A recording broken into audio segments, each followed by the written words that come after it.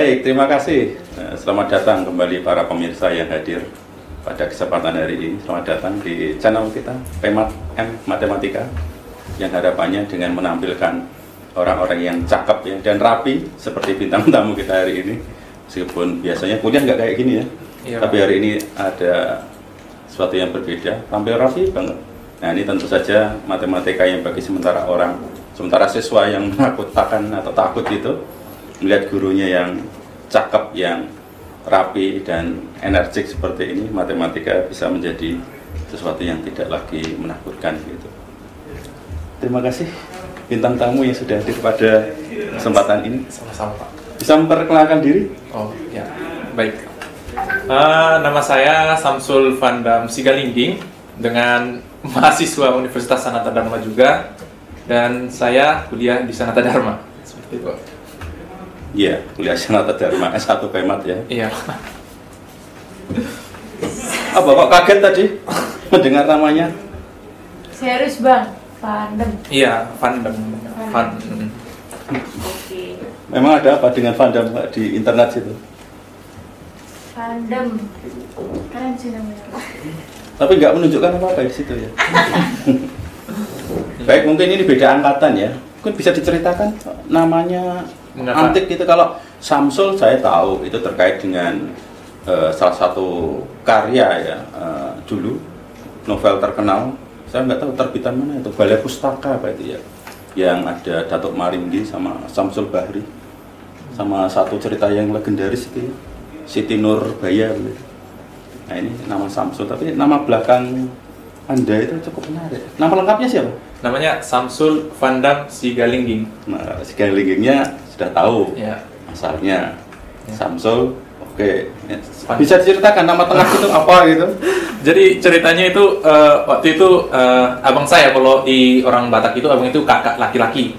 Nah, di sana katanya abang saya dulu itu menonton film action, ada namanya Vandam gitu.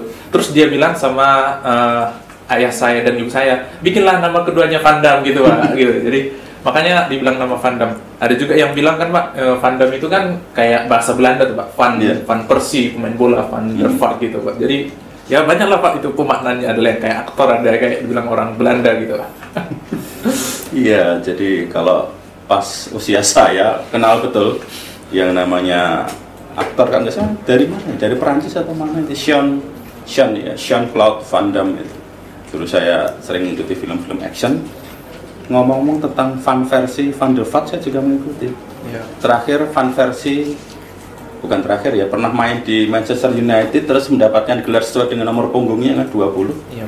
Sebelumnya main di Arsenal, Robin Van Persie itu. Ya.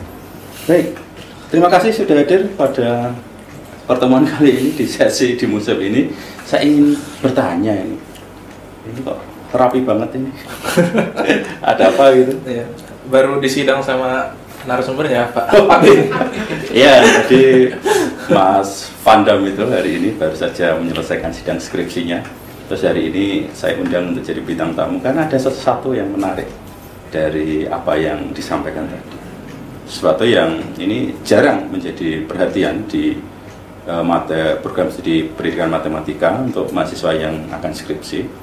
Nah, nanti bisa tahu ya itu apa gitu, dan nanti apa pengaruhnya bagi pendidikan, terutama sekarang ketika dari pemerintah itu gencar melakukan perbaikan kurikulum di sekolah menengah, yaitu pada kurikulum Merdeka. Nanti kita akan dengar. Bisa diceritakan sebenarnya apa tuh yang dikerjakan itu? Oh, itu Pak. Jadi saya seperti membahas sebuah pembelajaran baru, yaitu kita menggunakan pembelajaran dalam bentuk augmented reality. Augmented reality itu ya seperti kita ada sebuah objek ini. Objek di mana? Di depan kita ada objek itu atau gimana? Kita merancang objek, misalnya entah membuat bangun ruang atau apa seperti itu. Lalu kita gunakan kamera, dia itu bisa memunculkan itu secara nyata, dan kita seakan-akan bisa melihatnya di depan kamera gitu Pak, di depan layar HP. Jadi apa? Yang digunakan itu menggunakan bantuan apa, perangkat lain begitu untuk menampilkan itu? Iya Pak, dengan membantu menggunakan kamera. Kamera dari HP begitu ya? Iya Pak. Baik, kalau saya pernah mendengar di AR ya, augmented reality, itu ada juga kawan dekatnya namanya VR, virtual reality itu. Ini yang mengerjakan yang AR ya. Iya, Pak. Itu AR yang seperti apa? Atau kok ada AR di matematika itu yang seperti apa AR-nya? Mungkin untuk dalam kehidupan sehari-hari ya, AR itu bisa kita lihat pada zaman dahulu ya, ada itu namanya game Pokemon Go. Pokemon ya? Pokemon Go yang kita dulu itu yang lari ke sana ke sini untuk cari Pokemon, nah ya? Pokemonnya lempar bola, iya, lempar monster ya, lempar monster. Iya, Pak. Ya, Pokemon. Jadi penerapan augmented reality itu seperti itu. Jadi kita seakan-akan dibawa sebuah jalan-jalan, terus kita mengkamera, tiba-tiba dapat Pokemonnya seperti itu. Jadi Pokemonnya itu adalah merupakan objek dari yang diproyeksikan seperti itu, Pak. Jadi di penerapan matematika itu ya si Pokemonnya itu bangun ruang sisi datarnya lah kalau di materi skripsi saya gitu, Pak. Oh gitu. Jadi mirip dengan apa? Pokemon Go waktu itu, hanya sekarang Pokemonnya diganti dengan bangun ruang gitu ya. Iya. Bangun ruang sisi datar begitu Iya. ya. Jadi tidak membayangkan monster sama bola, tapi sekarang yang muncul adalah bangun ruang sisi datar, kayak kubus dan kawan-kawannya gitu ya. Iya, Pak, benar, Pak. Baik, untuk AR ini, jadi kalau melihat di silabus atau di definisi tentang AR, augmented reality, ini kan realitas atau dunia sebenarnya ya, dunia sebenarnya, tetapi di situ dihadirkan dunia maya, benda maya atau gimana? Ya, AR itu seperti dunia maya, Pak. Dunia maya. Jadi ada diproyekkan, terus dibuat seakan-akan di dunia nyata itu ada. Misalnya Pak, ada nih kartun Mickey Mouse misalnya, terus dibuat di sini di depan kita Mickey Mouse gitu, Pak. Oh, jadi Mickey Mouse itu kan adanya tidak di dunia ini ya? Iya, Pak. Nah, misalkan ini kita punya meja inilah, bisa menghadirkan Mickey Mouse di sini. Iya, bisa, Pak, dengan augmented reality. Tapi yang dikerjakan Mas Vandam itu Mickey Mouse-nya adalah bangun ruang sisi datar gitu ya, ya, betul. tampak kubus itu ya. Iya, Pak. Apa yang diperlukan atau HP yang sudah memenuhi syarat atau apa pakai program apa itu? Nah, jika menggunakan aplikasinya itu kita memang atau saya menggunakan GeoGebra namanya, Pak. Aplikasi GeoGebra. GeoGebra ya. Ya, GeoGebra, dan ada fitur yang bernama augmented reality, Pak, seperti itu. Baik, jadi kalau ini teman-teman ada yang mau mencoba, itu nanti searching di mana? Cara mencarinya gimana? Teman-teman langsung buka saja di Play Store atau di App Store, ada langsung tulis saja 3D Grapher. 3D Graph, nanti muncul apa? GeoGebra itu? Iya, Pak, langsung ada gambar muncul seperti piramida, langsung diunduh saja. GeoGebra yang biasa atau ada apa yang tiga dimensi 3D gitu? Iya, yang 3D, Pak. Gitu. Baik, jadi nanti yang mau mencoba augmented reality yang nanti akan yang sudah dicoba oleh Mas Vandam ini, nanti bekalnya itu adalah HP yang sudah diinstal dengan GeoGebra 3 dimensi. Kemudian kalau sudah diinstal, nanti gimana cara menghadirkan apa? Jadi ini kan ceritanya di meja fisik nih ya, meja dunia kita sebenarnya. Kemudian nanti di situ secara maya itu kita bisa menaruh yang namanya bidang bangun ruang sisi datar gitu ya. Iya. Itu gimana? Mau misalkan di sini saya ada kotak kapur lah begitu, atau ada box tisu, itu bisa kita buat menggunakan GeoGebra-nya itu tadi. Iya, bisa, Pak. Bisa ceritakan yang dikerjakan itu membuat model pembelajaran atau media? Kalau saya membuatnya dalam bentuk sebuah bahan ajar, di mana bahan ajar itu bisa digunakan siswa dan bisa digunakan guru, Pak. Jadi seperti apa bahan ajar yang disiapkan? Bahan ajar itu berisikan tentang aktivitas siswa yang bisa untuk menambah wawasan para siswa itu. Misalnya di aktivitas yang saya buat itu ada bagaimana cara menghitung tinggi gedung. Kan kita tidak tahu kan, tidak mungkin kita menggunakan penggaris menghitung gedung. Jadi dengan menggunakan augmented reality itu kita tidak perlu lagi menggunakan penggaris. Hanya saja augmented reality itu seperti ingin meraba-raba atau menduga-duga berapakah tinggi dari tersebut sesuai dengan rasio perbandingan kamera. Jadi sebuah aktivitas pembelajaran matematika ya ini kemudian bisa menghitung tinggi gedung gitu. Iya, Pak. Jadi kalau kita mau tahu berapa tuh tinggi gedung itu sebenarnya ada banyak cara ya. Yang pertama ya tanya sama perancangnya gedungnya tingginya berapa. Yang kedua biasanya kita pakai yang sering kita pakai itu trigonometri ya. sinus kosinus tangan untuk menghitung tinggi gedung atau itu pakai tangannya. Kemudian ini bisa menggunakan ini GeoGebra tadi itu. Ya bisa Pak. Jadi misalkan ada gedung di depan kita, bagaimana proses atau tahapan mencari tahu tinggi gedung itu dengan menggunakan AR itu tadi gimana tahapannya? Ya, tahap yang pertama itu memang kita harus terlebih dahulu memproyeksikan bangun ruang sisi datar terlebih dahulu. Jadi pada saat sudah diproyeksikan, di dalam fitur GeoGebra 3D Grapher itu sudah ada cara atau langsung diklik itu, dia langsung menunjukkan tinggi dari gedung yang ditanya seperti itu Pak. Jadi itulah simpelnya, tidak menggunakan hitungan-hitungan lagi, hanya tinggal melakukan pengklik-klikan, misalnya jarak titik A ke B, itu langsung memunculkan jarak dari atau tinggi dari gedung yang dicapai Pak. Jadi sudah tahu ya dengan menggunakan AR-nya ini GeoGebra, kemudian nanti ada aktivitas tinggi gedung sudah ditunjukkan di situ. Iya Pak. Baik, apa menariknya dari topik ini kalau mau kita sampaikan ya, mungkin dari para pemirsa kita ini ada yang dari guru di sekolah, ada mungkin dari teman-teman kita sendiri. Apa yang menarik dari topik tentang augmented reality ini ketika nanti akan digunakan untuk pembelajaran di sekolah? Oke.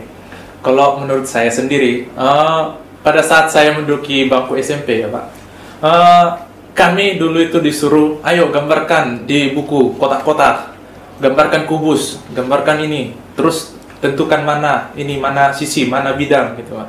Jadi karena sekarang juga karena perkembangan teknologi Pak, kita juga bisa memanfaatkan itu untuk memproyeksikan bangun ruang dengan lebih bagus dan lebih rapi Pak. Jadi gambarnya juga bagus dan juga dalam menjelaskan juga lebih gampang Pak daripada menggunakan ini. Dan kita tahu juga perkembangan teknologi kan selalu berkembang ya Pak. Jadi butuh juga perubahan atau inovasi pembelajaran bagi siswa-siswi. Kita tahu seperti saya dulu, waktu SD tidak pandai menggunakan Android. Sekarang anak SD sekarang sudah pandai menggunakan Android. Jadi butuh inovasi pembelajaran yang baru untuk siswa-siswi supaya mereka lebih atraktif dan menarik. Gitu. Baik, ada kata kunci ini teman-teman, atraktif dan menarik. Apa yang bisa disampaikan untuk teman-teman kita ini? Kalau dari media yang dibuat ini nanti bisa membuat siswa itu menjadi lebih atraktif atau menarik, ini sesuai dengan apa tuh perkembangan yang sedang ada di negara kita? Iya Pak, kan sekarang sudah maju ya Pak, ada yang sampai 1.0, 2.0, 3.0, 4.0 dan seterusnya Pak.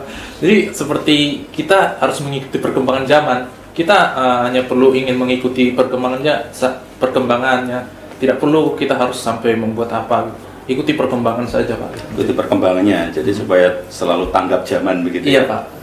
Baik, ini kan di sekolah ini ya cukup banyak sekolah yang sekarang sudah sedang bersiap atau sudah mulai menggunakan kurikulum merdeka ya terkait dengan kurikulum yang akan digunakan.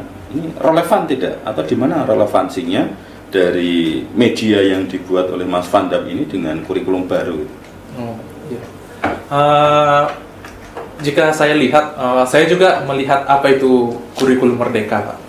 Dan menurut saya ini membuat sebuah kebebasan atau inovasi untuk guru untuk mencari media pembelajaran yang memotivasi untuk anak. Kenapa? Karena di analisis kurikulum merdeka itu dijelaskan bahwa kita memiliki kebebasan untuk menjelaskan pemahaman konsep dan kontekstual. Jadi kayak guru itu punya inovasi mencari sesuai dengan perkembangan zaman, apa nih yang cocok nih untuk anak-anak zaman sekarang untuk melaksanakan pembelajaran. Jadi menurut saya analisis kurikulum merdeka ini sangat bagus menurut saya Pak, karena memberikan kebebasan itu sih Pak kemarin. Makanya saya langsung beranikan diri augmented reality. Oh, berarti saya harus berani karena sudah ada dibilang di kurikulum merdeka mempunyai kebebasan untuk memahami konsep seperti itu Pak. Ya, jadi ini relevan ya. Apa tuntutan pada kurikulum merdeka itu yang bisa ditanggapi atau dipenuhi oleh perangkat atau media belajar yang dibuat tadi itu? AR ya, AR untuk pembelajaran, kemudian nanti bisa terkait dengan dimensi 3. Nah ini yang bisa dipenuhi untuk kurikulum merdeka itu apa? Itu Pak, inovasinya ya, dan pemahaman konsep bisa diraih atau dicapai dengan menggunakan AR. AR itu. Baik, ini kan ceritanya hari ini sudah lulus ya? Belum sih, Pak. Oh, belum. Masih banyak revisi, Pak. Baik, lulus atau ada revisi. Ini terkait dengan cita-cita ini. Sudah lulus, terus punya AR begitu ya. Mau kemana setelah lulus dari Sanata Dharma? Ya, harapannya sih Pak, saya ingin menjadi seorang guru, Pak. Baik, guru. Sudah ada apa bayangan mau kemana begitu? Ya. Itu sih Pak rencana ya Pak. Saya ingin pergi ke jalan-jalan lagi ke Kalimantan Pak, namanya Kutai Barat. Gitu. Kutai Barat, sudah tahu ya Kutai Barat di mana ya? Kalimantan. Kalimantan Timur. Oh iya. Tapi Kalimantan Pak. Kalimantan ya. Jadi kalau mau ke Kutai Barat, saya kasih tahu ya. Saya 10 tahun di Kalimantan Timur, mulai tahun 2004 sampai 2014. Jadi nanti dari Jogja itu turunnya di Balikpapan. Balikpapan nanti perjalanan darat biasa perjalanan darat itu nanti melewati Bukit Soeharto, nanti sampai ke Samarinda. Nah Samarinda itu nanti kalau saya jalan ke kanan itu nanti ke Bontang, Samata, Wahau dan seterusnya, ini ambil jalan yang sebelah kiri nanti ke Kutai Barat, kalau yang ke kanan ke Kutai Timur. Nah kalau dari Balikpapan nanti agak bergeser ke kiri ya nanti sampainya ke IKN. Besok kampus Sanata Dharma akan ada di IKN, jadi dekat dengan alma mater besok ya. Iya. Apa yang menarik dari Kutai Barat? Itu sih Pak. Saya hanya melihat bahwa di sana kata teman saya tidak ada guru yang memotivasi mereka seperti, bukan motivasi Pak, tapi kayak minim di sana guru matematika di sana saja ada yang SMA langsung dijadikan guru gitu Pak. Lalu saya juga seperti memikirkan, wah ini bisa motivasi nih Pak untuk ke sana. Dan itu juga sih Pak, saya juga tidak tahu ya Pak, kan ada dengar-dengar nih umur pemindah ibu kota. Jadi siapa tahu prospek kerja di sana lebih besar. Jadi saya singgah dulu di Kalimantan, lalu mencoba pekerjaan di sana seperti itu. Baik, saya kira ini ya ada kaitannya dengan mengabdi bagi negeri ya. Iya Pak. Baik, nanti ya selamat datang di Kalimantan ya nanti kalau mau ke sana, dan saya senang pengabdian atau ilmu yang dimiliki Mas Vandam ini nanti bisa bermanfaat ya, terutama dengan penggunaan teknologi. Nanti kami harapkan memang bisa merambah ke tempat-tempat di mana nanti teknologi benar-benar bisa dirasakan gitu. Baik, ada pesan-pesan untuk teman-teman mahasiswa? Ya. Satu teman angkatan atau mau menyapa orang tua? Oh iya. Halo. Mak, aku masuk YouTube, Mak. Iya. Iya. Jadi apa? Like and subscribe ya. Di channel juga ini. Iya. Iya. Baik, sebelum pertanyaan terakhir, ini dari Mbak ada pertanyaan? Ya. Ini Mas, saya mau bertanya, perbedaan dari augmented reality dan virtual reality itu apa? Kemudian masing-masing kelebihannya apa, serta kekurangan dari augmented reality itu dalam penerapannya gimana? Oke. Jika saya memang pertama dulu saya juga men-search apa itu VR, ada augmented reality. Mengapa saya perbedaan dari augmented reality dan virtual reality itu kita bisa lakukan seperti yang tadi, misalnya dalam game Pokemon Go, di mana kita menggunakan kamera, lalu kita mengkamerakan yang objek yang kita punya, dan seakan-akan objek yang seperti yang diproyeksikan itu akan muncul di depan mata. Misalnya seperti tadi ada meja, terus kita buatkan augmented reality-nya bisa muncul kubus itu. Sedangkan VR itu atau virtual reality itu dia mengajak kita ke dimensi yang lain dan kita merasakannya seperti itu. Contohnya jika kalian atau pemirsa dan teman-teman menonton kan bisa pernah melihat tuh yang ada kacamata putih itu, yang itu. Nah, itulah namanya VR, di mana kita dibawa ke dimensi mereka dan kita menjadi sebagai subjeknya di sana. Jadi itu perbedaannya, dan mungkin kelebihan dan kekurangannya. Saya memang lebih kurang memahami ya apa nama VR itu, tapi mungkin itulah perbedaannya. Kalau AR itu kekurangannya memang masih perlu ini masih perlu banyak uji coba, terus masih minim pemanfaatannya seperti itu. Jadi jarang digunakan karena sulit juga. Sulit sih enggak sih Pak, tapi kayak bingung juga. Ya tapi bisa ya. Ya mungkin gitu ya Pak. Jadi itu sih.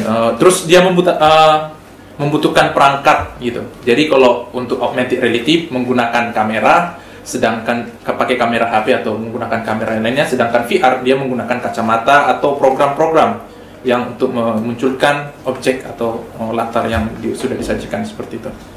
Ya, itu perbedaan antara VR dengan AR ya. Iya. Pak Monik sudah paham tadi perbedaannya apa? Sudah. Mirip merah sama hitam itu ya, berbeda itu. Iya, seperti disamakan sih Pak. Di Google juga mengatakan demikian. Iya. Serupa tapi tak sama. Tak sama. Jadi kalau yang AR, augmented reality, itu penggabungan antara realitas di dunia yang sebenarnya itu dengan dunia maya. Sedangkan untuk yang virtual reality itu semua terjadi di dunia maya. Iya, dunia maya, Pak. Ya, ngomong realitas, saya jadi teringat hari ini Pak, belum nonton Doctor Strange 2 ya. Iya Pak. Itu ada satu batu yang terkenal batu realitas. Itu juga muncul juga di film apa? Star Wars Pak. Star Wars juga ya. Augmented reality, virtual reality juga muncul. Baik. Yang dikerjakan oleh Mas Van Dam hari ini yang sudah diuji ya, itu terkait dengan augmented reality. Itu penelitian sudah selesai belum itu kira? Atau apa itu bisa dilanjutkan apa gitu? Iya Pak. Jika penelitian saya itu memang sampai di tahap masih ada lah yang belum selesai dilakukan tahapnya. Itu kan model penelitian saya itu kan Pak, itu namanya model penelitian ADDIE. ADDIE ya? Iya. Dimana itu salah satu jenis model pengembangan yang ada 5 tahap, yaitu A, analisis, design, development, dan implementation dan evaluasi. Baik, ADDIE gitu ya. Iya. Yang sekarang sudah selesai dikerjakan sampai di tahapan apa? Sampai tahap development Pak. Berarti development ya, jadi masih kurang 2 ya? Iya Pak. Baik, kurang yang bagian I, implementation, dan evaluasi. E gitu ya, evaluation. Jadi itu dicukupkan sampai ADD kurang IE. Iya. Terus gimana itu? Mau dilanjutkan atau mungkin dari teman-teman ada yang tertarik untuk melanjutkan itu apa? Saran-sarannya apa? Ya mungkin teman-teman atau peneliti yang sama seperti saya mungkin dilanjut supaya siapa tahu dipercepat kuliahnya. Dipercepat tulisannya ya. Karena cuma 2 tahap lagi Pak kan, implementasi dan evaluasi gitu. Baik, jadi yang dikerjakan oleh Mas Van Dam ini adalah penelitian pengembangan pembuatan perangkat pembelajaran dengan basis GeoGebra, menggunakan GeoGebra yang memuat augmented reality ya, GeoGebra 3D, 3D-nya. Kemudian metode yang digunakan itu adalah metode ADDIE, ADDI gitu. A-nya adalah analyze, kemudian D-nya adalah design, D yang kedua adalah development.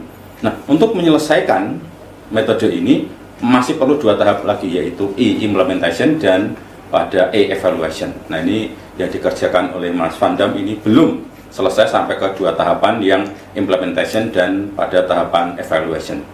Tapi sudah ujian ya? Sudah. Nah, di dalam penelitiannya ini ada catatan bahwa penelitian yang semula direncanakan ADDI itu ini belum selesai, masih ada 2 tahapan.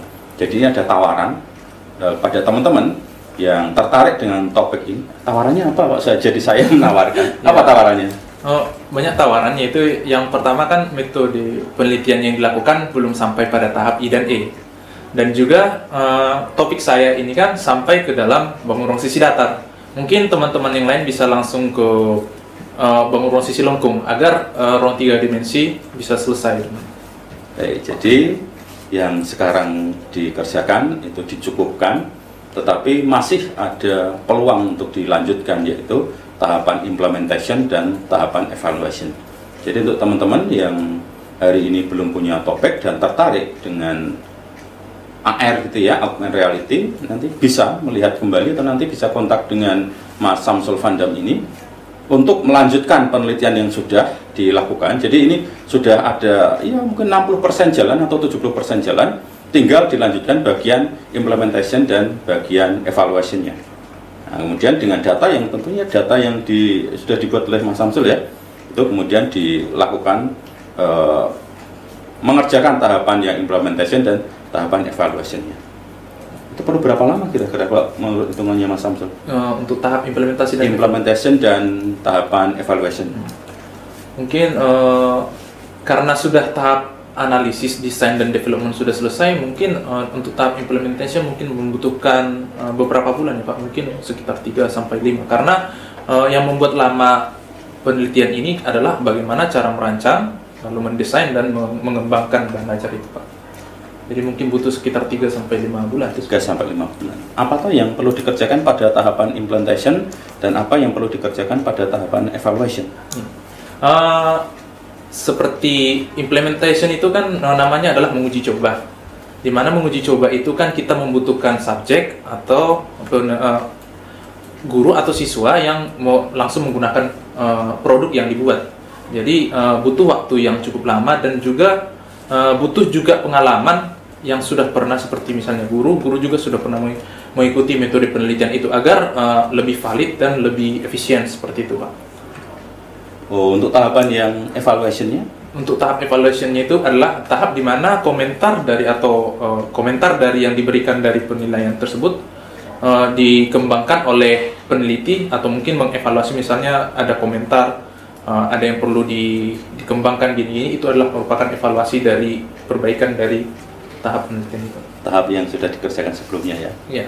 Baik, ini tadi tawaran dari Mas Samsul Vandam dan tawaran dari Prodi yang tertarik untuk melanjutkan penelitian ini. Nanti bisa membaca skripsinya Mas Samsul Vandam ini, dan waktunya kira-kira 3 sampai 5 bulan. Ini pengalaman ketika mengerjakan ini lancar jaya gitu atau ada muncul kesulitan gitu? Muncul ini sih Pak, ada banyak pertentangan Pak gitu. Ini ada konflik ya? Baik, bisa diceritakan apa yang kesulitan yang muncul, terus cara mengatasinya bagaimana? Ya, mungkin ini sih Pak, karena memang saya mendaftarkan skripsi saya dan memang judulnya terlalu mainstream atau keseringan. Jadi dosen saya kayak memikir ini sudah terlalu biasa, cari inovasi yang baru lah, beranilah kata dosen saya Pak gitu. Ya sudah, coba ini augmented reality kata dosen saya Pak. Jadi dibilang seperti itu, saya memang pertama apa augmented reality ini, karena kan baru dijelaskan bapaknya, terus aku buka di YouTube augmented reality. Wah ini susah ini gini. Terus saya lihat lagi Pak, Pokemon Go ini susah ini, kayak mana bikin anime, apanya objek-objeknya gitu ya Pak. Jadi itu yang bikin saya seperti agak bimbang dan bagaimana, sampai akhirnya ada sebuah titik gelap saya. Lalu saya mulai merenung, apakah saya bisa selesai gini Pak. Ternyata ada sebuah pencerahan Pak, dimana pada waktu itu saya pergi ke perpustakaan. Lalu saya di situ sudah bingung, terus teman-teman saya sudah ada bawa buku banyak, ada yang 5, ada 6 dan sekitar ada banyak gitu. Sedangkan saya sudah bingung apa yang mau saya ambil, sedangkan mereka sudah menguji sudah bab 1, bab 2, bab 3 dan selanjutnya seperti itu. Jadi saya seperti bingung, dan tiba-tiba entah apa yang merasuki pikiran saya tiba-tiba ke ruang sirkulasi, ruang yang bisa membaca. Tiba-tiba saya melihat ada media pembelajaran GeoGebra. Nah, di situ saya melihat bukunya. Lalu saya ingat apa yang dikatakan dosen saya. Coba buat dulu bangun ruang sisi datarnya. Setelah itu nanti gampang lah untuk airnya, kata Bapak. Setelah itu saya pun mencoba dan akhirnya saya masih bingung. Terus saya baca bukunya, ternyata sangat klop gitu Pak, kayak ada itunya. Terus saya kayak titik terang lah, wah ini bisa ini jadi landasan saya untuk menyelesaikan skripsi saya gitu Pak. Untuk itu makanya saya memiliki titik terang untuk menyelesaikan terus Pak, sampai akhirnya bisa selesai.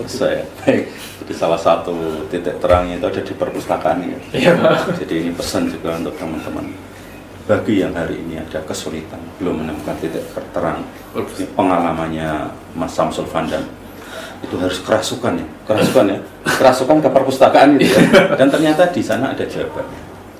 Jadi apabila kesulitan, datang ke tempat di mana kesulitan itu berawal datang gitu ya. Kesulitan itu berawal dari teman-teman menyusun skripsi, dan itu datangnya dari kampus. Ya datang ke kampus untuk mencari penyelesaian. Terima kasih sudah hadir pada pertemuan atau sesi ini. Terima kasih Mas Samsul Fanda. Sama-sama. Sukses untuk hari depannya, perjalanannya yang masih panjang. Semoga nanti di masa yang akan datang menjadi pendidik yang murah hati dan bisa membawa anak didiknya untuk lebih mencintai bangsa dan negara ini sesuai dengan salah satu dengan tujuan dari kurikulum Merdeka, yaitu mengenai profil pelajar Pancasila. Terima kasih sudah hadir pada pertemuan hari ini, Pendidikan Matematika.